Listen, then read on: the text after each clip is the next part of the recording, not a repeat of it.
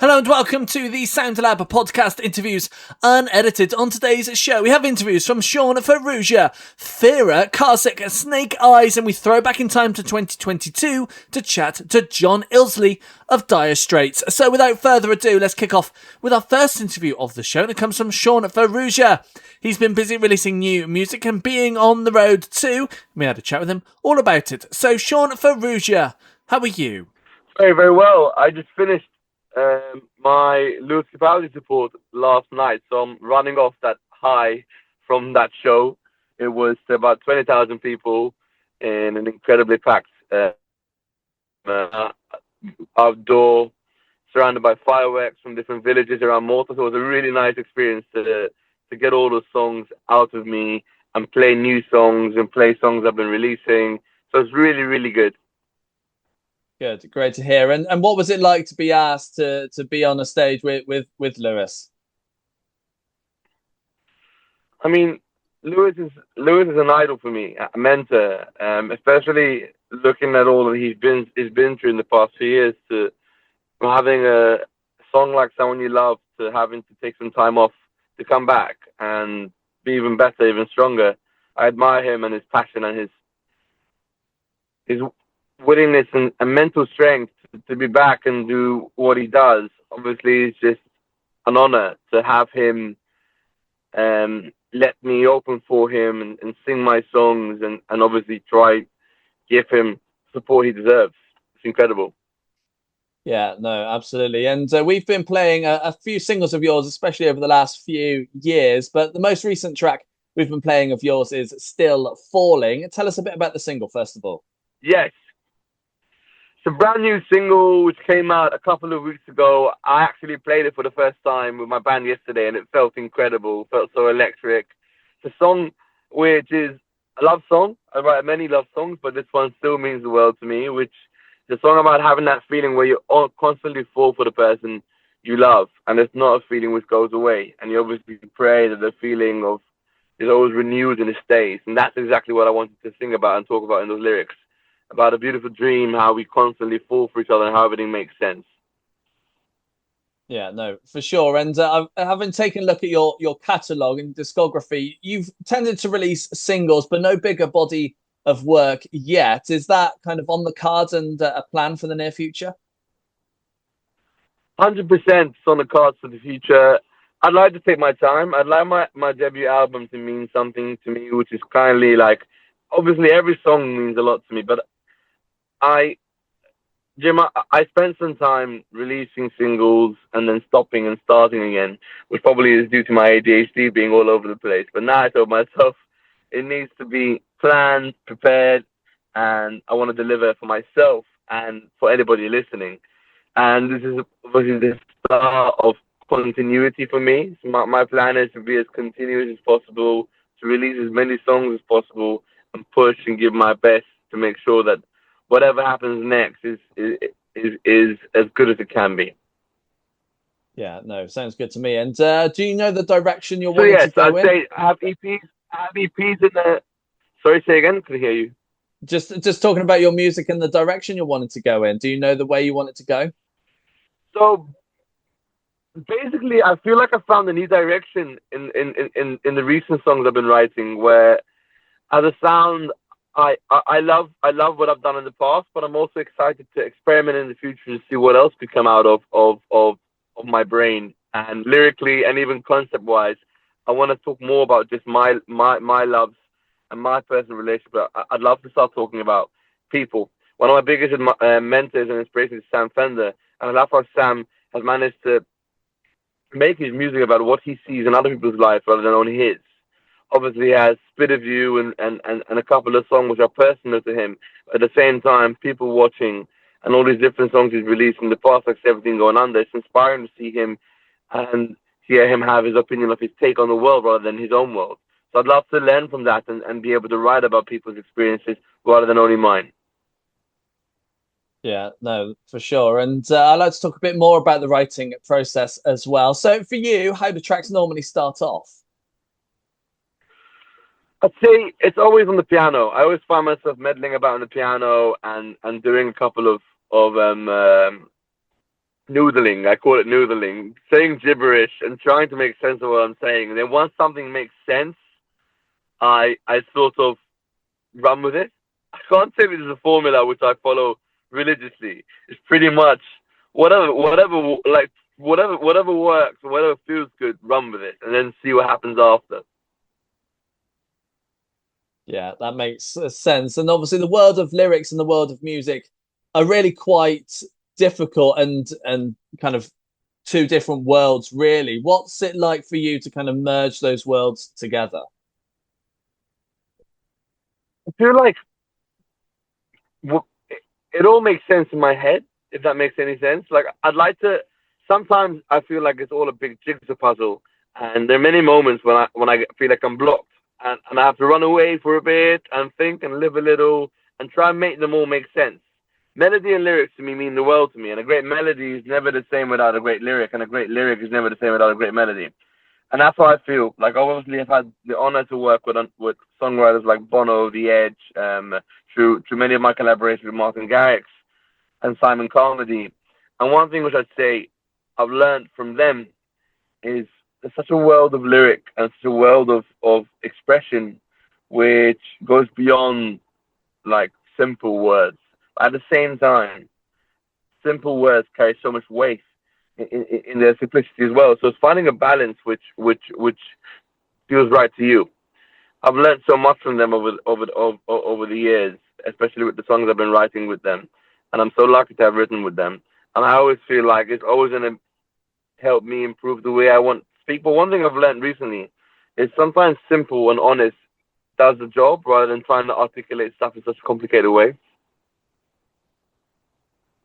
Yeah, no, absolutely. And I'm using trusty Wikipedia for this next question, but you've written and worked with a fair few other artists and written for them too. The list I've got in front of me is like the Sigala and the Script and Mimi Webb, for instance. How do these collaborations and how do these music jobs come about? So, funny story, which I always mention from time to time. I was a real estate agent doing a really bad job of selling apartments.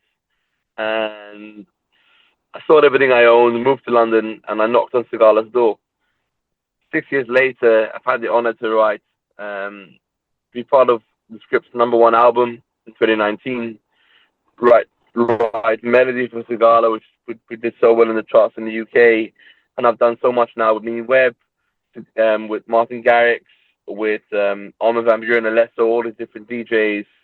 And obviously written with so many people along the years. I guess it's come about naturally. I'm quite a in-your-face kind of person. I jump on every opportunity I can get. And that's been me for the past few years. And I feel like, luckily, I've ended up here. Back releasing music, which I love. Back releasing solo music, which I love. And yeah, it means the world to me.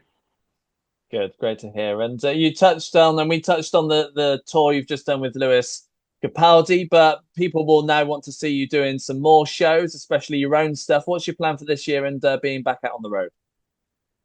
So I only did the one show with Lewis on his leg in Malta. I haven't done the tour, but we are in talks to jump on a couple of tours in Germany to start playing more in the UK, as it's been so much fun on that stage. And every time I say, when's the next one? And that's what we're planning on doing now. I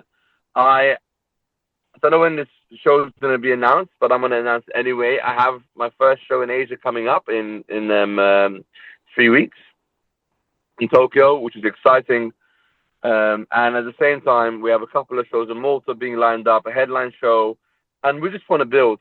My goal is to release as many songs as possible, and at the same time, release as many and play as many shows. I just want to be on the road, perform, meet new people, and just like carry on this journey, which has been wild so far, and see where it takes me.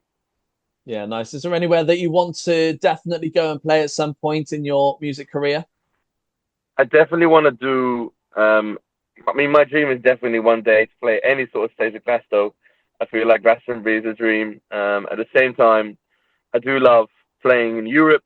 Playing a show in Germany would be so cool. I did Reeperbahn Festival recently, which was incredible. So much fun. so much energy around the city in Hamburg. I'd say America's a dream, a big dream, but I'm I'll take anything. I'm in that stage where I just want to perform. So wherever I can go, whoever I can meet, I love to perform. And I hope you enjoyed the interview there with Shaun Farrugia to talk about new music and more. Now, we are all over social media, so come and find us at The Sound Lab, yes, on all the socials. You can also check out the website at thesoundlabuk.co.uk. So while you go and find us on all the socials and give us some follows, of course, we've got our next interview from THERA. She too has been busy releasing loads of new music, remixes, live versions, the lot, and she's been on the road as well, and we had a chat with her all about it. So THERA, how are you? I'm good. How are you? Good, yeah, not too bad. Thanks so much. So you've been busy releasing music recently, which we'll touch on all of it. But first, you've got a new single called Rewind, which we'll play after this interview. Tell us a bit about the single, first of all.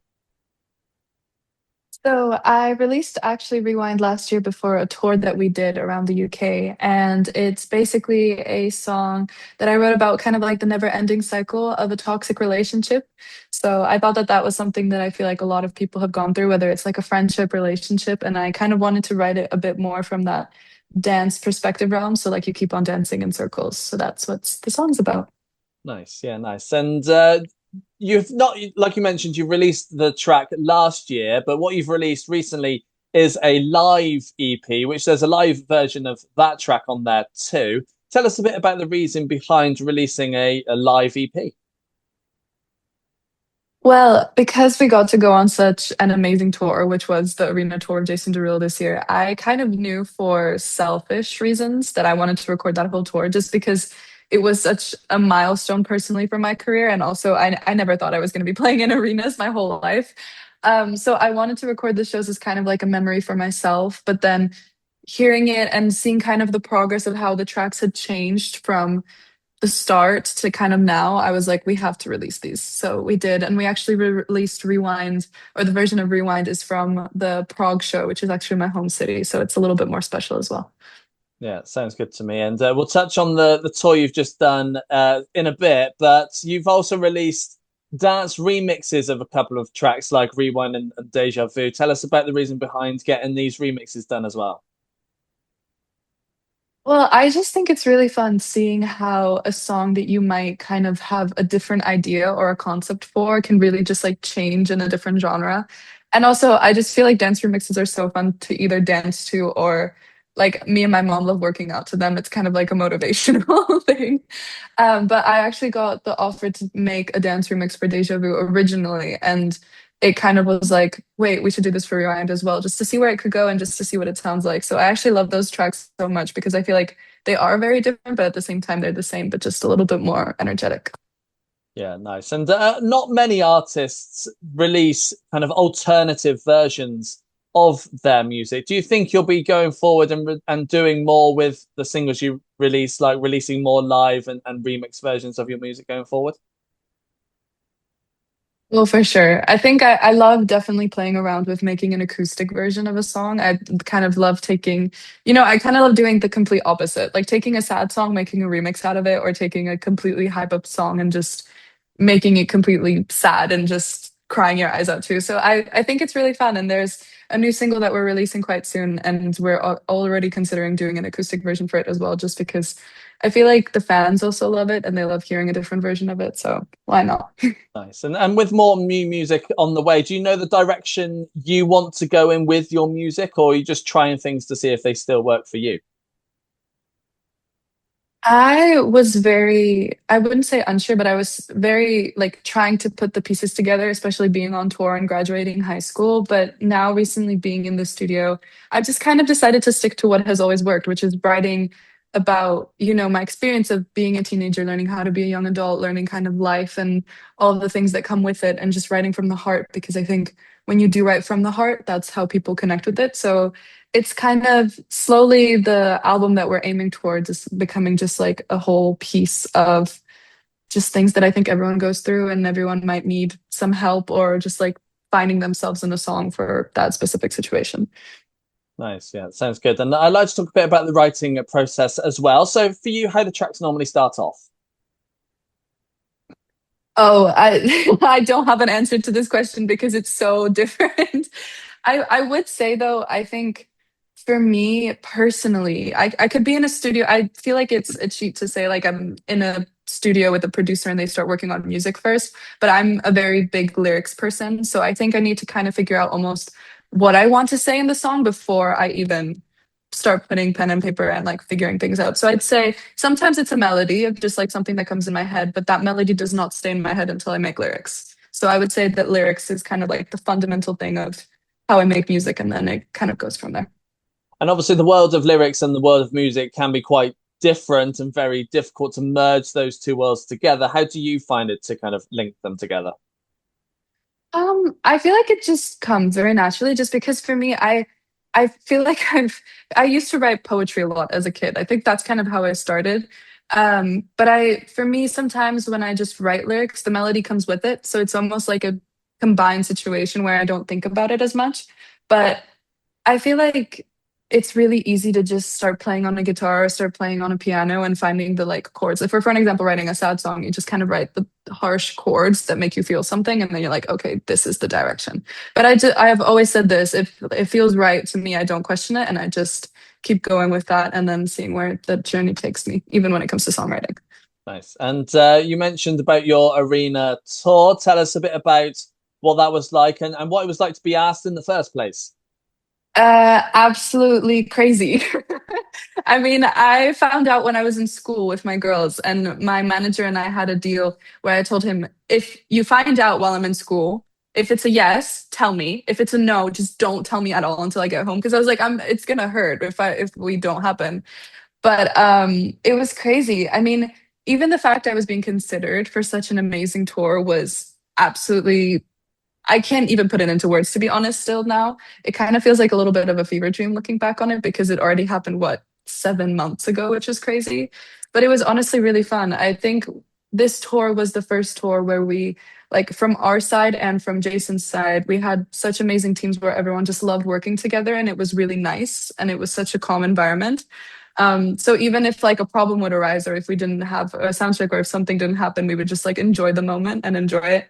And I also loved the fact that all of my band members are from the Czech Republic as well, like I am. So kind of just getting to go on that journey with them and go to these arenas that no one from the Czech Republic has gone to first is really, really cool. And I miss it. I wish we could go back already. I miss the people, I miss the adrenaline, and I miss the music. So it was really amazing.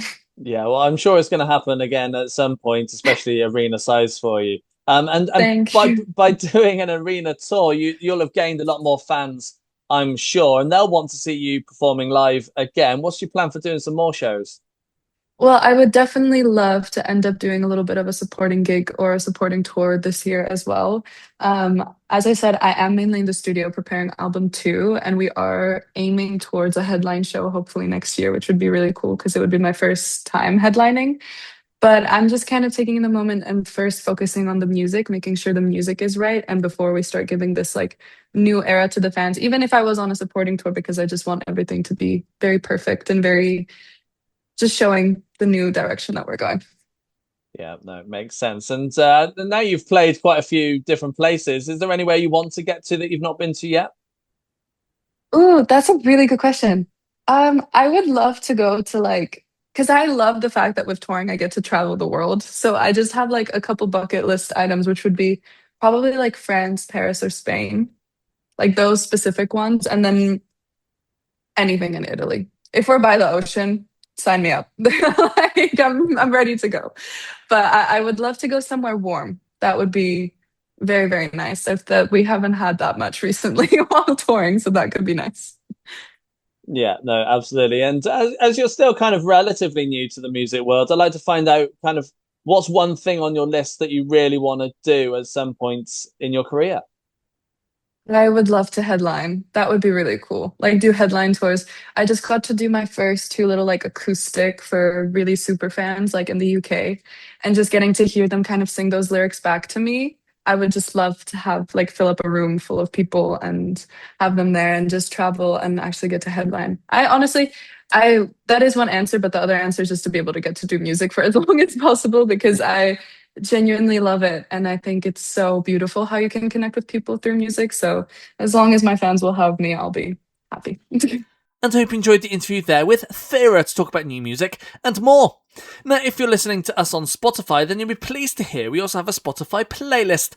It's called Fresh, and it brings you 150 brand new up-and-coming artists that we feel like you might just enjoy yourselves. And if you want to check that out, search Fresh by The Sound Lab on Spotify, or head to the website thesoundlabuk.co.uk and click on the Fresh playlist button. So while you go and find our playlist to save and listen to later on, of course, we've got our next interview from Carsick. Had a little catch up with them at the 2000 Trees Festival just a few weeks ago, and this is what they had to say. So, Carsick, how are you? Very good. Good, thank you very much. Thank You are here at 2000 Trees. How's your day been so far? It's been fantastic. It's been lovely. We Busy. just got off the main stage. It was, dream come true, basically. Yeah. We were having a great time up there. Good. Yeah. Go well? I think so. A lot of people. Yeah, well, I mean, great turnout. We were very surprised considering it's 11 a.m. on the 4th day of the festival. Unbelievable support. Yeah, we're very happy. Joe's slightly concerned that we took up too much time singing happy birthday to our manager, but I know. that did have to be done. He specifically asked us not to do it, so, we had to do it. I had to do it. I had to do it. Yeah. Yeah, but yeah, it's great. Yeah. Good times. And are you hoping to catch any bands while you're here? Well, we're gonna catch a band in London. We've been camping here since Wednesday. Wednesday, yeah. Right. So we've seen some great stuff so far. But yeah, we're doing a few interviews, and then we're gonna drive to London and see My Chemical Romance. So Yeah. that's our day, which we're very excited about. But yeah, there's been some great stuff on. You see Pop. Yeah, Pop Dream Is Over full Wednesday night. Yeah. That was amazing. That was biblical. Who else have we seen? Military Gun yesterday. Yeah. The Bronx. Yeah. Arcane Roots last night were top form, 10 out of 10. That was Yeah. incredible. Yeah. DOS were really DOS. good. Yeah, it's been really fun. Just like going around drinking and watching bands. Yeah. Chill out. Yeah. Sounds good to me. And you've got some more touring coming up, so tell us a bit about what shows you've got this year. So we're on tour with the Skinner Brothers. They got a UK tour coming up, which is going to be really cool. We watched them play today, and we need to practice. Yesterday. Oh, yesterday. Yeah. They're much better than us. Yeah, but that's in September, isn't it? September mostly, and then I think they got the big show at the Electric Ballroom in London, which is in November, I think, and then November. yeah, and then after that, we've not announced a tour, but there might be a tour that we do later in the year. Is what I will say. Hometown. Oh yeah, we got a hometown show. Hometown headline show in Salisbury. Yeah, we can say that. That's Yeah. on the 5th of December. That's going to be the last big show of the year. But Never before remember. Before that, we may or may not have some more headline shows in the UK. So I've been going around telling people that. Oh, dude. you have to just pretend it's on, It's a big mystery. Yeah. You pretend it's an exclusive for us, and Yeah. we'll be happy then. Yeah. But yeah, we're playing everywhere. We got a bunch of stuff coming up. So yeah. As Good. always. That sounds like fun. And you hoping to go overseas at some point? Yeah, we've got a few more shows in Europe. Just like one-off festivals. Lots of when was it? A couple of weeks ago, we were in Germany, weren't we? Can't remember the name of the festival now, but it was lovely. It was really nice. It was so hot, but it was great. But we went over there earlier in the year, supporting Sea Haven as well. That was really cool. But yeah, I think in August we've got 3 or 4 more shows in Germany, just festivals, as you say. And then I think hoping at some point to get back and do a proper headline tour over there, because that's always great fun. Yeah. But Yeah. nothing on the cards yet. Yeah, plan on going back as soon as we can. Yeah, sounds good to me. And you've, I believe, just started to release some more new music. Tell us a bit about where you're at with that.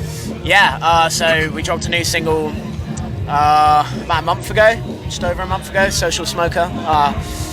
Because it's the new one, that means it's the best one yet. That's what you have to say.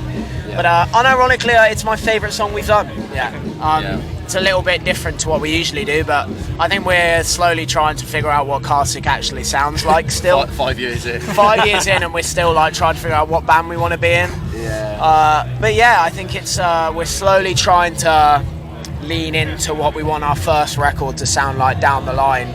So we're just doing a lot of figuring out. But yeah, that song rips, the new one. I love it. Yeah. We've got a new one coming out. Again, not officially announced, but there'll be a new single on the way, sort of September, October time, I think. and then hopefully that will lead us into the recording of an album. Maybe. We're going to record it, and we haven't finished writing it yet, and we're recording it next week. Yeah, that's true. So it's gonna be good. Yeah, no, for sure. Is there any, because you're still trying to work out where you want to go with your music, is there things that you still want to try and see what works for you? Yeah, loads. I mean, loads. I want to try every genre possible. Yeah, the thing is, I think we're all quite indecisive, really. But obviously, as the main songwriter, I feel like whenever you listen to something you really like, you're like, oh, I want to do it like that. I want to do that. Yeah. I think it's like, just trying to. I used to stress a lot on like what we should sound like, but now I think it's just I write a lot more of like, what do I want to sound like? And if it sounds cool, then you're doing the right thing. Yeah.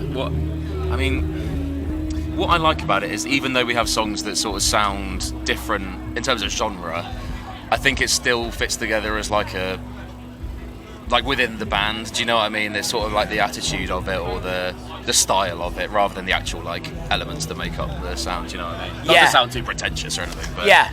I think it all works as Carsick, but Yeah. it's different sides of Carsick. You know? Yeah, I do agree. Yeah. Nice. And let's talk a bit about the writing process as well. So for you guys, how do tracks normally start off? They start off and they finish in the same way, and that's in Joe's shed.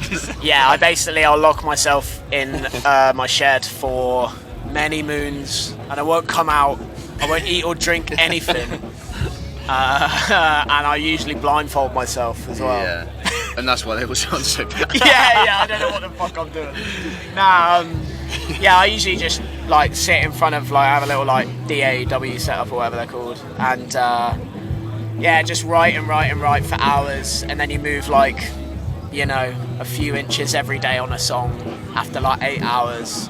I think the thing we all chip into more than the instrumentation, which is obviously pretty much you, is the lyrics, and we get most of our lyrics from stuff that happens to us in real life. IRL, yeah. A lot of the time I'll finish a track and then we'll comb through it, and the guys will be like, well, this bit sucks, and then we'll all put our heads together and we'll try and figure out that bit, and then we get into the studio and then we scrap everything and we write a new song, and that's the song. Yeah, so it's quite chaotic. So even though you're the key writer, it's still very collaborative. Yeah. I think it has to go through everybody's skulls first. I'd say the process feels like, when you put something in like an oven or an air fryer and then you forget about it, and then you're like, oh, and then you run back and it's burnt, and then you're like, well, it's just like not burnt enough to eat. So you eat, scrape off the burnt bits. Yeah, that's what it's like. We've got great producers, and like, we record at a place called The Pines, and basically by the time we get to them, they're like, they do a lot of good workshopping with the songs, and they're just like the great people to work with. They're the kind of people that you want. We could basically hand it over to people like them who know what they're doing, and then they'll write the. It's going to be the same thing. We're recording our next single at Electric in Brighton. Yeah. Right. With Jag Jagger. Yeah. Shout out Jag. Producer that you worked with before.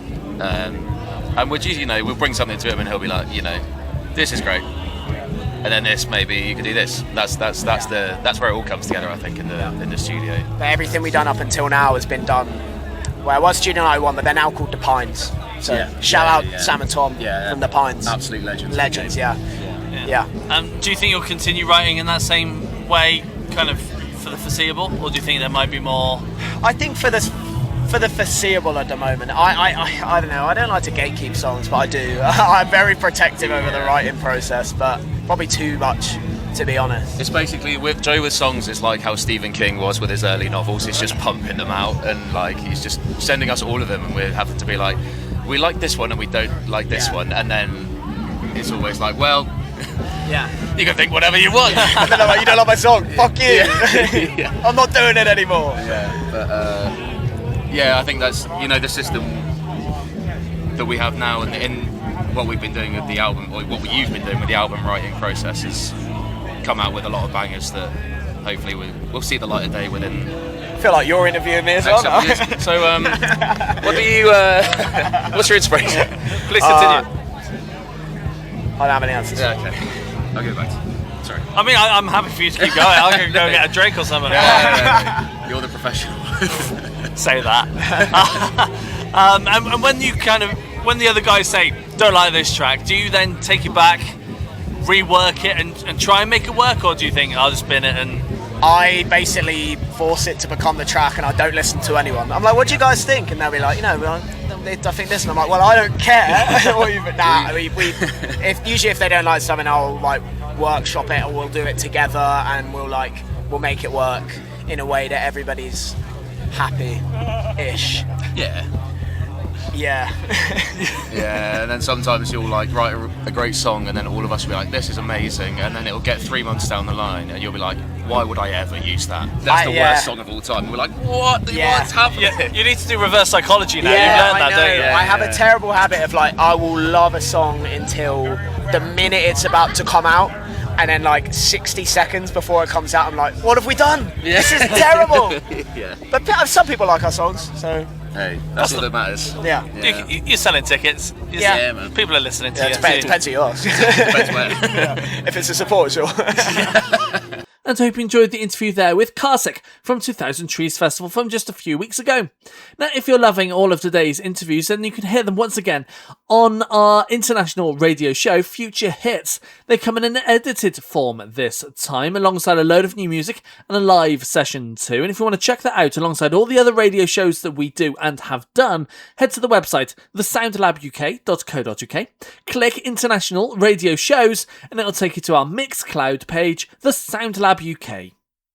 So while you go and find out all the radio shows that we do and have done, we've got our final new interview, and it comes from Snake Eyes. They released a new record earlier this year, and we had a chat with them at 2000 Trees to talk about the record and more. So Snake Eyes, how are you? Warm. I'm great. Great and warm. Yeah, nice. It's that time of year where we have a little chit chat. It's got to be done. And we're having a little chit chat. The first one since your latest record, which came out in January, I believe. It dropped on March 6th in the end. It was going to be January. Yeah. We pushed it back a little bit. But yeah, it's a beautiful thing. It's out there, and you should listen to it if you haven't, because it's banging. Really good. How's it gone down? It's gone down good, yeah.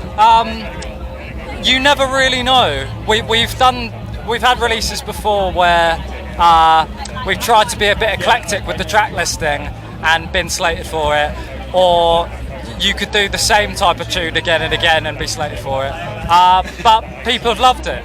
People have enjoyed that it is a mixed bag of, it's all bangers and no mash. So yeah, good response. Nice, yeah, nice. And the sound you made with it, was it the sound you wanted, or is it how it turned out as you were writing and recording it? It's never really there. It's never really there. It's the closest to what's been in the noodle. We worked with brilliant people on it. But yeah, there's room for improvement, as always. You never get there. What do you wish you had done different then? I'm pretty happy. Okay, good. It's one of those things where, it's always hard to capture something from your brain into real life. Yeah. But I think it sounds warm, but it also sounds lively. And we go again and we see if we can get one step closer next time. It's just part of the joy of doing it, To be clear, it's nothing to do with anyone else's work. They can't keep up with me. I'm too brilliant, basically. No, what it is, vocals are such a personal thing, obviously, because it comes from your face, and it's ever evolving. You sort of figure out how to use your voice as you go and how to express what it is you want to express. So it's more working on myself, knowing what to do better next time for the next one. Nice. So when are you going to start working on that next one? We, Snake Eyes, are an unstoppable force, Jim. We've been working on number 2 for ages at this point, right? Jim's been cooking up hot bangers since we finished writing and since we landed on the final track list for the last one. So we are curating already, and then Nice. we see how we feel, we see how it goes. We'll be in the studio. Nice. Simple as that, really. And do you know what direction you're wanting to go in with the next one yet? We do. I don't want to say too much at this point. I would say Scar. Ska punk. I would just use the word urgent. That's all I'm going to say. Urgency. Okay. Take that as you will. Yeah. Nice. And obviously, with the record out there, you'll be wanting to do some shows and plenty of them. What's your plan after this weekend and being on the road? So we have had a beautiful year so far, doing headline shows in the UK and Germany. We went out to Canada and played some shows for the first time. We went out to Spain and played some shows for the first time. And that was all such a joy. It was rad. And from here, we are announcing a couple of shows on Monday. Then tell us. You can tell us those. I ain't divulging until then. I'll mention that they are to celebrate our vinyl being available at UK record shops, which we held out on. Mm-hmm. So we're going to do a couple of record shoppy type shows. And I think we've got a couple of bits that it's going to announce at some point, and then we go to Europe in November, playing mostly headline shows and a few support shows. And I will blow the lid on that we are going to Greece for the first time, we're going to Bulgaria for the first time, we're doing shows, we played a festival in Italy, but we're doing shows in Italy, lots of shows in Germany as always, Netherlands, and more to see. So it's going to be our biggest, most exciting European adventure so far. So we're very excited for that. Sounds good. And you're hoping to go even further afield at some point, States or elsewhere? Yeah, we're going to go back to Canada. We loved it there, the vibe was good, people want to help us come back and do it but bigger, so we will definitely take them up on that when we get the opportunity and it works out logistically, financially. I'd love to play the States. We have lots and lots of listeners in the States, so it'd be great to go and see how we go down there. We do have our sights on the States for early next year. Don't want to say much more than that. We'll see how we get on financially. And yeah, Oz, everywhere. If they book us, we will come. Do you know what I mean? Nice. Sounds good. And you touched on record store shows. How are you going to cater your sets from your big works like you do here to an in-store? Is there much change? I think it's just going full bastard. I think we're just we're just jamming everything into a little space, and it's going to be really fucking loud. So people all need to bring their earplugs, and 25 quid or whatever it is for the vinyl. I'll get a freebie, don't worry. Yeah. You can have a discount. Absolutely, man. No problem. And I hope you enjoyed the interview there with Snake Eyes from 2000 Trees Festival just a few weeks ago. Now, this is the part of the show where we like to throw back in time, and we're doing so back to 2022, where we had a little chat with John Illsley. Now, you'll know John from the band Dire Straits, and we had a chat with him about the band and what he was up to at the time in 2022. So, John Illsley, how are you? I'm very well, thank you. Good, excellent. So first things first, we've been playing a new single of yours called Long Way Back. What can you tell us about the track? Well, I suppose in essence it's looking back to that when the band first started in Los Angeles, playing at the Roxy, meeting Bob Dylan, and really there's sort of reflections on that journey and how one felt, when one was going through, quite a few years of playing and recording and meeting people and how that affects you and how you see the world. So when it says a long way back to Deptford Town, which is where the band first started. Mm. Yeah. Yeah, excellent. And that's coming off your 8th solo record. What can you tell us about the record and how does it compare to the solo records of yours that are already out there? Well, it's like the other ones, really. I mean, it's of songs which magically come together over a period of time. Don't ask me how, but somehow or other, thoughts and ideas which I jot down on pieces of paper and bits of music that I create on an iPhone or in my head all get put together like a massive jigsaw puzzle, and somehow or other, a record comes or an album comes out of it, which I think is worth recording. And the process is exactly the same. I mean, now, even though I just finished this record and I'm talking to you about it and lots of other people, I'm already playing little bits of music and recording them on my iPhone and, writing ideas down, which might find themselves, joined together at some point in the future for number 9.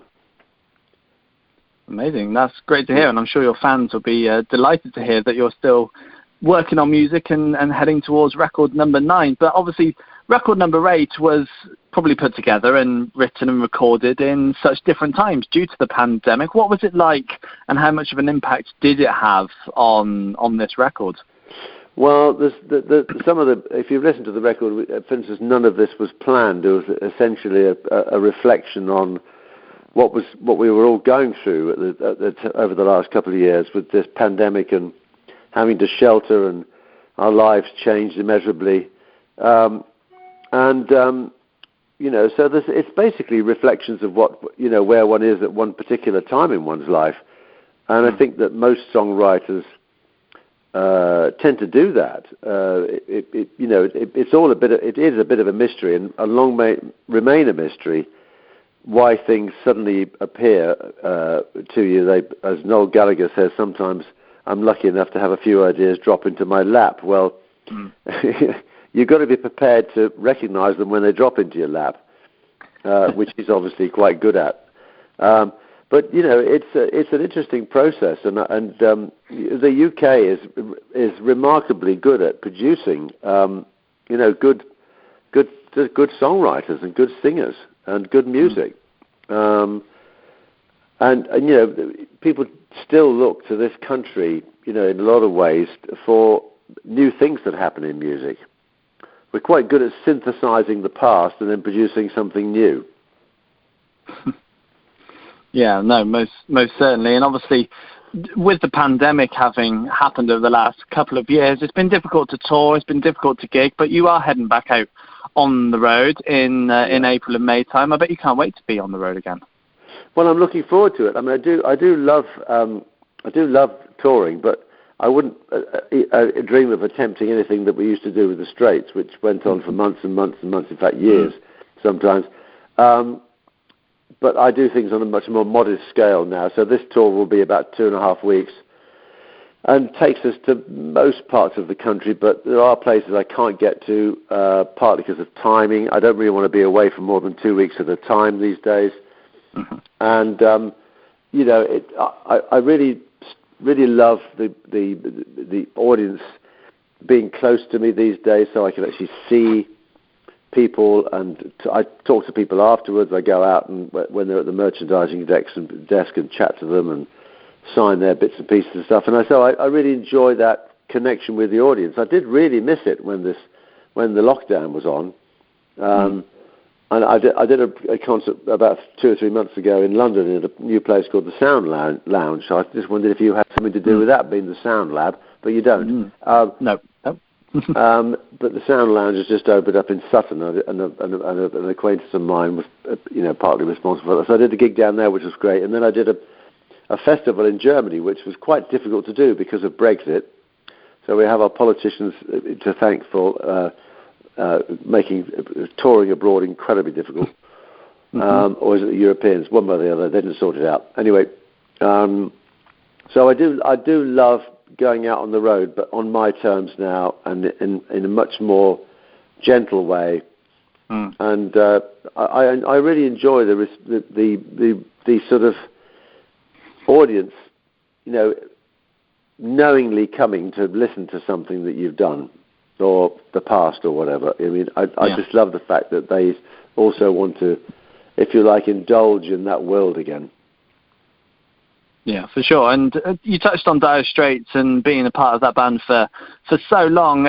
During your time in that band, did you realise how big you were going to be getting at the start? Did you know how much of a legacy you were going to be leaving behind, or was it simply a group of mates getting together, writing music, and this is where it got you? Well, that's quite an interesting way of putting it. But, I mean, life is a series of circumstances, I think, in one's life, and you meet people in all sorts of different places. And, I met Mark and David in very humble surroundings because I was renting a council flat. So it all started from there, and gradually, just through playing and having music that people wanted to listen to. I mean, Mark was writing some wonderful songs and continues to write wonderful songs, and these captured people's imagination. The band sounded good. I think we played well together. The first album, was a slow starter, but then that kicked in. And so suddenly you realise you've got something on your hands which you weren't really prepared for. And so you have to do a lot of catching up with reality because suddenly everybody wants a piece of you, to put it crudely. And so there's a big learning curve. But then you get used to it and you get the right people with you to handle it. So the bigger tours come along, and you've got really lots of professional people working with you behind the scenes, creating all the stuff that makes it all work. And when I wrote the book, My Life in Dire Straits, which came out last year, I wanted to sort of celebrate all those people that were involved in making that thing work, because it's not just the 4, 5, 6, 8 people on stage. It's all the stuff that goes along with it, which needs celebrating and recognizing. So one of the reasons why I wanted to write it was actually, putting these people at center stage rather than just us. Yeah, for sure. And did you decide to write the autobiography based on the pandemic happening and you having more time, or was it something that you always wanted to do and you got it done? Well, I actually started it before the pandemic raised its ugly head and put us all into paralysis for a while. I'd already kicked it off, and it was already putting together the whole rook and rhythm of the thing, how to approach it, and I was amazed actually how much I actually remembered, because as we know with age, with Dire Straits, the memory fades. But I managed to sort of put enough of their stuff together, and used a friend of mine who essentially would take everything that I was telling him and writing down, and together we put the thing in some sort of format, which I think has come together, quite well. I'm very pleased with the result, and it seems to have been received very well. So there's a lot of goodwill out there for the band, and I think people were quite intrigued by, some of the backroom stories and such like. It was definitely worth doing. Good, that's great to hear. So looking towards the future, I know you mentioned record number 9 is kind of happening, but what are you planning for the rest of the year? You've got this tour, we're obviously hitting festival season. What have you got in mind at the moment? Well, I've been asked to do a few festivals in various parts of the world, but I'm slightly nervous at the moment because of what's going on everywhere and the unpredictability of life. I don't really need to do them, and if I can make them and do them. I mean, I'm doing a few charity things this year, which I like doing. I've got one coming up in 2 or 3 weeks' time in London for the Marsden, the Marsden Cancer Hospital. Doing one for them on the 24th of March in London, and then I've got the tour coming up, and I'll probably do a few. I'd like to do a few dates in the autumn if things have settled down, and just literally go out and play, most of the songs from the new album scattered around with a few Dire Straits songs to get the band. Because this tour that I'm doing in April is really talking about the past, the present, and where we are right now. So I intersperse the Dire Straits songs with conversations with my manager about the past. And it makes for quite an interesting show for people. I think people are quite intrigued by the early days. So I do that, and then we play the songs acoustically, which is actually really rather lovely when you start taking the drums out and stripping it right down to just the bare essentials of the song. So people get a very different audio experience and visual experience of the band, playing acoustically with acoustic guitars and just acoustic basses and things like that. So it was an experiment that seems to have worked out okay. Good, good. And touching on charity things, Mark has said in the past that he would only get Dire Straits back together if it might be something for charity or something like that. What discussions have gone on, if any, of that might happening? Because I know Mark is obviously doing his solo stuff as well at the moment. Yeah, he's in the studio at the moment. I don't think anything's come up about that really. I mean, he said that a long time ago. I think he's probably moved on from that now. I do remember him saying that, and putting the band back together would be a big exercise, and there'd be a huge amount of expectations, and sometimes it might be better just to leave things, leave that nice distant memory that people have of when we played together. I think we stopped at the right time for us, or else I think we would have gone maybe a little bit tonto, a little bit mad. A lot of pressure with that tour. It was a lot of people, a lot of dates, and it took a few months, in fact, a year or two, to sort of just to recover after it. So you don't take these things on lightly. No. Anyway, never say never, as I say, and somebody did a film about that, wasn't it? I think it was. Yeah.